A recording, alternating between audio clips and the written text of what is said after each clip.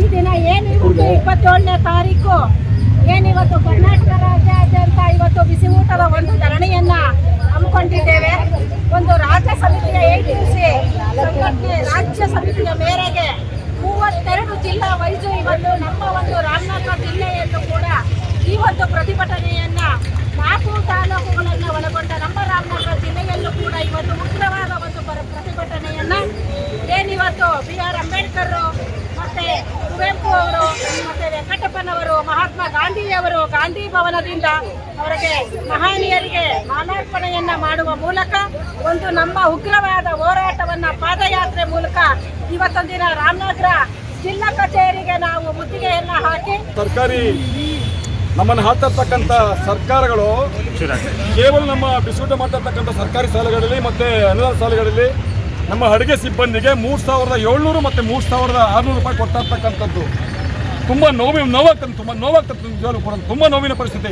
ಇವರು ಕೇವಲ 20 ವರ್ಷ 22 ವರ್ಷದಿಂದ ದುಡಿತಾ ಇರ್ತಕ್ಕಂಥವ್ರು ಕೇವಲ 3700 ರೂಪಾಯಿಗೆ ಇವತ್ತು ನರೇಗಾದಲ್ಲಿ ಕೆಲಸ ಮಾಡಿದ್ರೆ 400 ಚಿಲ್ಲರೆ ರೂಪಾಯಿ ಇವತ್ತು ನರೇಗಾದಲ್ಲಿ.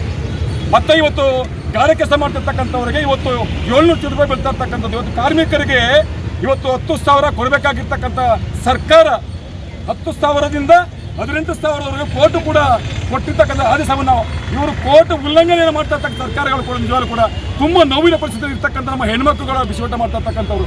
ಇವತ್ತು 6 ದಿವಸಗಳ ಕಾಲನೂ ಮಟನ್ನು ಕೊಡ್ತಾ ಇದ್ದೀರಿ, ಮತ್ತೆ ಹಾಲು ಕೊಡ್ತಾವ್ರೆ, ಮತ್ತೆ ಸರಿಯಾದ ಬೇಳೆಗಳು ಕೊಡ್ತಾ ಇದ್ದೀರಿ, ಎಲ್ಲನೂ ಕೊಡ್ತಾ ಇದ್ದೀರಿ. ಹೆಣ್ಮಕ್ಳುಗಳು ಪ್ರತಿನಿತ್ಯನೂ ಕೂಡ ಶಿಕ್ಷಕರು ಏನು 9ವರೆಗೆ ಬರ್ತಾರೆ ಅದೇ ರೀತಿಯಾಗಿ 9ವರೆಗೆ ಹೋಗ್ತಾ ಇರ್ತಕ್ಕಂಥದ್ದು. ಗುರುಗಳಿಗೆ ಅವ್ರ ವ್ಯತ್ಯಾಸ ಏನಪ್ಪ ಅಂದರೆ 4 ಗಂಟೆ ನಂಕಾಲ ಆದಾಗ ಒಂದು ಅರ್ಧ ಗಂಟೆ ಶಿಕ್ಷಕರು ಹೋಗ್ತಾರೆ, ಇನ್ನು ಅರ್ಧ ಗಂಟೆ ಮುಂಚೆ ಹೋಗ್ತಾರೆ. ಇವರು ಕೂಡ ಒಂದು 6 ಗಂಟೆಗಳ ಕಾಲ ಕೆಲಸ ಮಾಡ್ತಾ ಇರ್ತಕ್ಕಂಥವ್ರು ಶಾಲೆಗಳಲ್ಲಿ ಇವರು ಕೂಡ ಬಿಸಿಯೂಟದ ಕಾರ್ಯಕರ್ತೆಯರು. ಇವರಿಗೆ ಸರಿಯಾದಂಥ ವೇತನ ಇಲ್ಲ. ಮತ್ತೆ ಅಪಘಾತ ಆದ ಸಂದರ್ಭದಲ್ಲಿ ಸಿಲಿಂಡರ್ ಫಸ್ಟ್ ಆಗ ಮತ್ತೊಂದಾಗ ಆ ಸಂದರ್ಭದಲ್ಲಿ ಈಗಲೂ ಕೂಡ ಅವ್ರಿಗೆ ಏನು ವೇತನ ಇಲ್ಲ, ಅಥವಾ ಕೂಡ ಪರಿಹಾರ ಮಾರ್ಗ ಇಲ್ಲ. ಮತ್ತೆ ಒಂದು ಅಕಾಲಿಕ ಮರಣಕ್ಕೆ ಗೌರಮ್ಮ ಅನ್ನೋ ಹೆಣ್ಮಗಳು ಅಕಾಲಿಕ ಮರಣಕ್ಕೆ ತುತ್ತಾದ್ಲು. ಆ ಒಂದು ಬಾಡಿಯನ್ನ ವಿಕ್ಟೋರಿಯಾ ಆಸ್ಪತ್ರೆಯಲ್ಲಿ 2 ದಿನಗಳ ಕಾಲ ಇಟ್ಟಾಡಿಸಿದ್ರು. MNC ಮಾಡಿಸಿದ್ದೀರಾ ಮುಖ್ಯ ಶಿಕ್ಷಕರ ನಿರೀಕ್ಷಕಾಣದಿಂದ. ಹಾಗಾಗಿ ಈ ಒಂದು ಉಗ್ರ ಹೋರಾಟವನ್ನ ಇವತ್ತು ಕನಿಷ್ಠ ಕೂಲಿ ಇವತ್ತು 60 ವರ್ಷ ಸೇವೆಯನ್ನ ಮಾಡಿ ಇವತ್ತು ಮನೆಗೆ ತೆರಳುತ್ತಿರುವ ಹೆಣ್ಮಕ್ಕಳ ನೋವು ಯಾರ ಜೊತೆ ಹೇಳಿಕೊಡ್ಬೇಕು, ಯಾರ ಜೊತೆ ಹಣೆಲ್ಲ ತೋಡ್ಕೊಳ್ಬೇಕು ಅನ್ನೋದು ನಮಗೆ ಗೊಂದಲ ಆಗಿದೆ.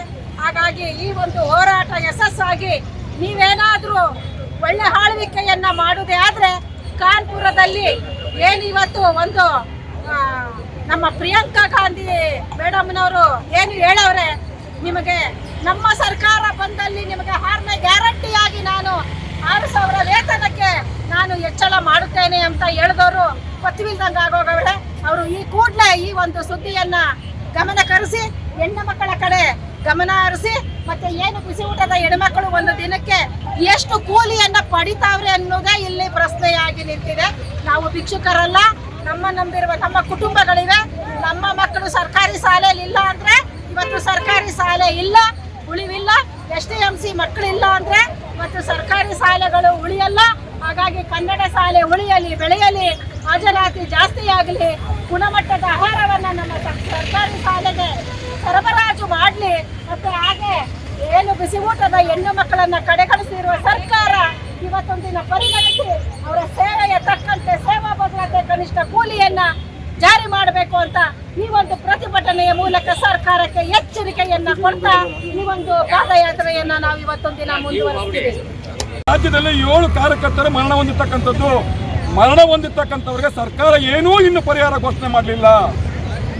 ಮತ್ತೆ ಇವರಿಗೆ ನಿವೃತ್ತಿಯಾದ ಸಂದರ್ಭದಲ್ಲಿ 60 ವರ್ಷ ಸಂದರ್ಭದಲ್ಲಿ ಕೇವಲ 40,000 ರೂಪಾಯಿ ಮಾಡಿರ್ತಕ್ಕಂಥದ್ದು. 40,000 ಸಾಕೆ ಸ್ವಾಮಿ, 40,000 ಸಾಕೆ. 2 ಲಕ್ಷ ಪರಿಹಾರ ಕೊಡಬೇಕು, ನೀವು 2 ಲಕ್ಷ ಪರಿಹಾರ ಕೊಡಬೇಕು ದಯಮಾಡಿ. ಇವತ್ತು ನಮ್ಮ ಸಂಘಟನೆಯವರು ಇವತ್ತು ಜಿಲ್ಲೆಯಾದ್ಯಂತ ಇವತ್ತು 3 ತಾಲೂಕುಗಳು ಕೂಡ ಮಾಗಡಿ, ಕನಕಪುರ, ರಾಮನಗರ ಇವತ್ತು DC ಆಫೀಸ್ ಮುಂಭಾಗ ಅಲ್ಲೇ ಅಡುಗೆ ಮಾಡಿಸಿ ಪೆಂಡಲ್ ಹಾಕ್ಸಿ ಅಲ್ಲಿ ಅಡುಗೆ ಮಾಡ್ತಾವ್ರೆ. ವಿಶೇಷವಾಗಿ ಇವತ್ತು ಇಡೀ 37 ಜಿಲ್ಲೆಗಳು ಕೂಡ ವಿಶೇಷವಾಗಿ ಮಾಡ್ತಾ ಇರ್ತಕ್ಕಂಥ ಕೆಲಸ ಜನಪಟ್ಟದಿಂದ ನಮ್ಮ ಕಾರ್ಯಕರ್ತರು ಇವತ್ತು ಜಿಲ್ಲಾಧ್ಯಕ್ಷರು ಪದಾಧಿಕಾರಿಗಳೆಲ್ಲ ಸೇರಿ ಪಾದಯಾತ್ರೆ ಮಾಡಬೇಕು, ಸರ್ಕಾರವನ್ನು ಕಣ್ತರಿಸಬೇಕು ಅಂತ ಮೂಲಕ ಎಲ್ಲ ಸಂಘಟನೆಗಳು ಇವತ್ತು ಶಿಕ್ಷಕ ಸಂಘಟನೆ, ರೈತ ಸಂಘಟನೆ, ಬೇರೆ ಸಂಘಟನೆಗಳೆಲ್ಲವೂ ಕೂಡ ನಮಗೆ ಸಹಕಾರ ಕೊಟ್ಟಿರ್ತಕ್ಕಂಥ ಮತ್ತು ಮೀಡಿಯಾದವರು ಮತ್ತು ಮಾಧ್ಯಮದವರು ಎಲ್ಲರೂ ಕೂಡ ಸಹಕಾರ ಕೊಟ್ಟಿರ್ತಕ್ಕಂಥ ತುಂಬ ಧನ್ಯವಾದಗಳು ನಿಮಗೆಲ್ಲರೂ ಕೂಡ.